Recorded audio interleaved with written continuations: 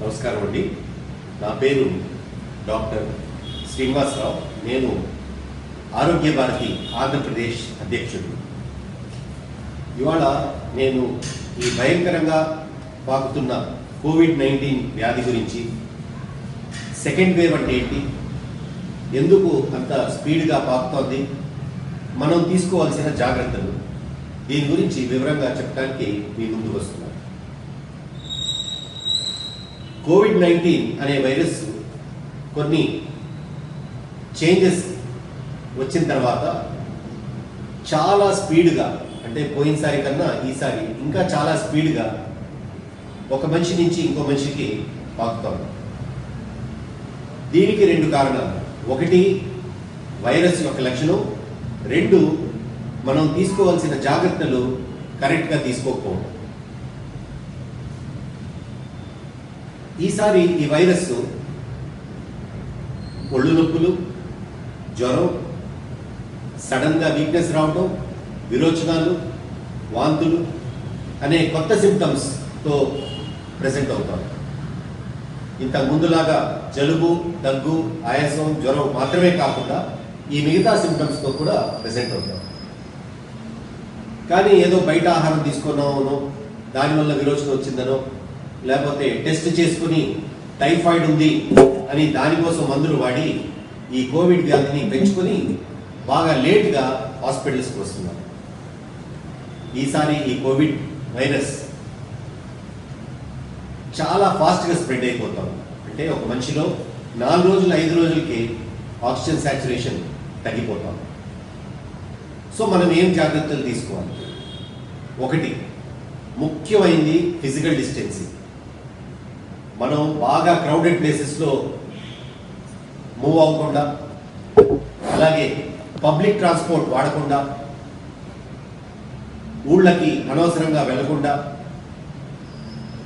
గుళ్ళు, గోపురాలు, మసీదులు, చర్చిలు వీటన్నిటికీ వెళ్లకుండా, ఫంక్షన్స్, పెళ్ళిళ్ళు కానీ అలాగే గృహప్రవేశాలు కానీ ఎటువంటి ఫంక్షన్స్ అయినా వాటికి వెళ్లకుండా, ఇలాగా గుంపుగా ఉండే ప్లేసెస్ని మనం అవాయిడ్ చేయాలి. అంతేకాకుండా బయటికి వెళ్ళి సినిమాలు కానీ, బయటికి వెళ్ళి టీలు, కాఫీలు తాగటం కానీ, హోటల్కి వెళ్ళి గుంపుగా ఆహారం తీసుకోవటం కానీ ఇవన్నీ అవాయిడ్ చేయాలి. అంటే మనం స్వీయంగా, సొంతంగా లాక్డౌన్ పాటించుకోవాలి. గవర్నమెంట్ లాక్డౌన్ పాటించలేదని మనం బయటికి వెళ్ళటం తగ్గించాలి. అవసరం ఉంటే మాత్రమే బయటికి వెళ్ళాలి, అవసరం లేకపోతే బయటికి వెళ్ళటం పూర్తిగా ఆపాలి. ఇది ముఖ్యమైనది. బయటికి వెళ్ళినప్పుడు కంపల్సరీగా మాస్క్ వేసుకోవాలి. మాస్క్ వేసుకుంటే ఆ వైరస్ ఒక మనిషి నుంచి ఇంకో మనిషికి పాకటం బాగా తగ్గిపోతుంది. మూడోది చేతులు వాష్ చేసుకోవడం. పూర్తిగా 2 నిమిషాలు సోపు నీళ్లతో లేకపోతే శానిటైజర్తో వాష్ చేసుకుంటే ఆ వైరస్ చనిపోతుంది. ఈ 3 ప్రికాషన్స్ మనం అందరం పాటిస్తూ ఉండాలి. ఈసారి కొత్తది ఏమవుతుందంటే, ఇంట్లో ఒకరికి వ్యాధి వచ్చిన తర్వాత ఆ మనిషిని వేరేగా ఉంచి సెపరేట్గా ఆహారం ఇచ్చి అదంతా బాగానే చేస్తున్నారు. కానీ మిగతా వాళ్ళు కూడాను, ఆ ఇంట్లో ఉన్న మిగతా సభ్యులు బయటికి నార్మల్గా వెళ్ళిపోతున్నారు. అంటే వాళ్ళు ఎక్స్పోజ్ అయిన పేషెంట్కి వాళ్ళు క్వారంటైన్లో ఉండట్లేదు. ఎందుకంటే ఇప్పుడు బయట లాక్డౌన్ లేదు, ఇంట్లో పేషెంట్ ఉన్నా వీళ్ళు మాత్రం బయట వాళ్ళ ఉద్యోగాలకి లేకపోతే వాళ్ళ పనులకి మామూలుగానే వెళ్ళిపోతున్నారు. ఇది వాళ్ళని ఏసిమ్టోమాటిక్ క్యారియర్స్ అంటారు. ఈ ఏసిమ్టోమాటిక్ క్యారియర్స్ వల్ల ఈ వైరస్ బాగా స్ప్రెడ్ అయిపోతుంది.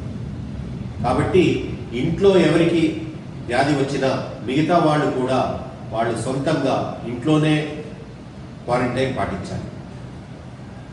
మెయిన్గా ఈ క్వారంటైన్ పాటిస్తున్నప్పుడు వాళ్ళు తీసుకోవాల్సిన జాగ్రత్తలు, ఇంట్లో ఉన్నప్పుడు కూడా వాళ్ళందరూ మాస్కులు వేసుకోవాలి. అంటే పేషెంట్ మాత్రమే కాకుండా ఇంట్లో మిగతా వాళ్ళు కూడా మాస్క్ వేసుకోవాలి. ఎందుకంటే ఈసారి ఈ వైరస్ వల్ల ఇంట్లో ఆల్మోస్ట్ అందరికీ వచ్చేస్తాం, వాళ్ళని సెపరేట్గా ఉంచినా వచ్చేస్తుంది. కాబట్టి మాస్క్ ఇంట్లో కూడా వేసుకోవాలి. ముఖ్యమైన సూచన ఏంటంటే, ప్రతి ఇంట్లో ఈ పల్స్ ఆక్సిమీటర్ అనేది ఉండాలి. ఈ పల్స్ ఆక్సిమీటర్ ఫంక్షన్ ఏంటంటే, ఇది మన బ్లడ్లో ఆక్సిజన్ పర్సెంటేజ్ శాచ్యురేషన్ని చూపిస్తుంది. ఆక్సిజన్ శాచ్యురేషన్ నార్మల్గా అడల్ట్స్లో 95% పైన ఉండాలి. 95% పైన ఉంటే ఎటువంటి ఇబ్బంది లేదని అర్థం. 95 కన్నా తగ్గి 90 వరకు అంటే 90 to 95 ఉంటే ఇది డేంజర్ లెవెల్. డేంజర్ లెవెల్లో ఉన్నప్పుడు మనం కొన్ని జాగ్రత్తలు తీసుకోవాలి, అలాగే కొన్ని మందులు తీసుకోవాలి, ఆక్సిజన్ వాడాల్సిన అవసరం ఉంటుంది. 90 తగ్గిపోతే మాత్రం క్రిటికల్ లెవెల్, కంపల్సరీగా హాస్పిటల్ అడ్మిట్ అవ్వాలి. అందుకనే లేట్ చేయకుండా 95 పైనే శాచ్యురేషన్ చూసుకోవాలి. ఇది ఎలా చూసుకుంటారంటే ఇక్కడ ఒక చిన్న బటన్ ఉంటుంది, ఆ బటన్ని ప్రెస్ చేస్తే ఆన్ అవుతుంది. ఆన్ అయిన తర్వాత ఈ మధ్య ఫింగర్ ఇక్కడ పెట్టంగానే ఒక లైట్ లోపల వస్తుంది. ఇలాగే చూస్తూ ఉన్నప్పుడు కొంతసేపు ఉంచితే ఇక్కడ నంబర్లు వస్తాయి. 97, 98 అనేది శాచ్యురేషన్ అన్నమాట, SpO2. రెండో నంబర్ 79 అని ఉంది, అది నా పల్స్ రేట్ అంటే నాడి. కాబట్టి మనం చూసుకోవాల్సింది SpO2, అది శాచ్యురేషన్. అది ఎప్పుడు 95 పైన ఉండాలి. కానీ కొన్నిసార్లు ఏమవుతుందంటే కొంతమంది ఇంట్లో ఆ పాత లాస్ట్ ఇయర్ కొన్నదే ఉంటుంది కాబట్టి బ్యాటరీ డౌన్ అయిపోయి ఉండొచ్చు. బ్యాటరీ డౌన్ అయినా తక్కువ నంబర్ చూపిస్తుంది, అందుకనే కొత్త బ్యాటరీ వేసుకోండి. రెండోది నెయిల్ పాలిష్ కానీ గోరెంటాకు ఇలాంటివి ఈ ఫింగర్ మీద ఉన్నప్పుడు ఇది కరెక్ట్ నంబర్ చూపించకపోవచ్చు, అప్పుడు కూడా జాగ్రత్తగా చూసుకోవాలి. మూడోది ఫింగర్ ట్రెంబ్లింగ్ ఉన్నప్పుడు, చేతులు ఇలా కదులుతున్నప్పుడు అప్పుడు కూడా సరిగా చూపించదు. పెట్టిన వెంటనే మనం చూస్తే కూడా తప్పు చూపిస్తుంది. కాబట్టి పెట్టిన తర్వాత 1 నిమిషం వెయిట్ చేసి మనం ఆ నంబర్ చూసుకోవాలి. 95 పైన ఉంటే ప్రాబ్లం లేదు. 95 తక్కువ ఉంటే మాత్రం ఆపోజిట్ చేతికి కూడా పెట్టుకుని అది కరెక్టా కాదా అనేది చూడాలి. ఒకవేళ 2 చోట్ల అలా తప్పుగా చూపిస్తుంది అనుకోండి, మెషిన్ ఫాల్టా కాదా అనేది తెలుసుకోవడానికి ఇంట్లో ఇంకో మనిషి శాచ్యురేషన్ చూస్తే అతనికి నార్మల్ ఉంటే మీది అబ్నార్మల్ అని అర్థం. పల్స్ ఆక్సిమీటర్ ప్రతి ఇంట్లో ఉండాలి. పెద్ద ఖరీదు ఎక్కువ ఏం కాదు, 500 రూపాయల నుంచి 2000 రూపాయల దాకా ఉంది.